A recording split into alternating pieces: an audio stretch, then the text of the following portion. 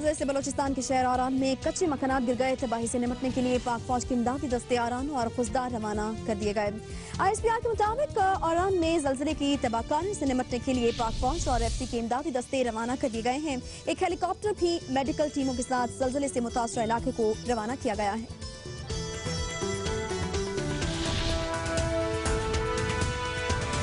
आता कैसे हैं और ज़लज़ले की सूरत में क्या एहतियाती तदाबीर इख्तियार की जानी चाहिए, देखते हैं इस रिपोर्ट में।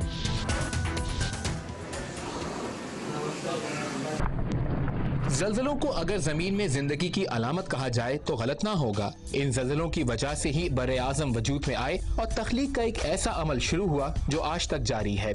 माहिरीन के मुताबिक ज़लज़ले आने की वजूहात में सबसे अहम जमीन की बुनियादी साख्त है जो कई तहों पर मुश्तमिल है, जैसे अंदरूनी कोर, बैरूनी कोर, मेंटल और क्रस्ट।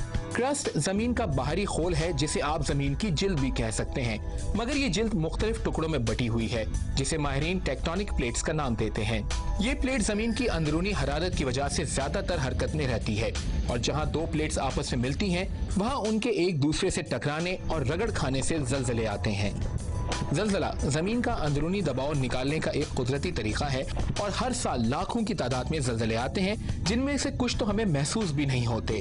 ज़लज़ले की पेश गोई करने का कोई तरीका अब तक मालूम नहीं किया जा सका, इसलिए इससे बचाव की तैयारी करना ही सबसे अहम है, जैसे घर का डिजाइन और ढांचा ज़लज़ला प्रूफ रखना, ज़लज़ले के दौरान गिरती हुई चीजों से महफूज रहने के लिए लकड़ी की मेज वगैरह के नीचे पनाह लेना, घर में गैस और दीगर आतिशगीर मवाद स्टोर करते हुए एहतियात करना, खिड़कियों से दूर रहना और अगर आप बाहर हैं तो दरख्त, घर और बिजली के तारों से बचना और अगर गाड़ी चला रहे हैं तो सड़क से दूर रहकर ज़लज़ले के झटके खत्म होने का इंतजार करना आपको किसी मुमकिन हादसे से बचा सकता है।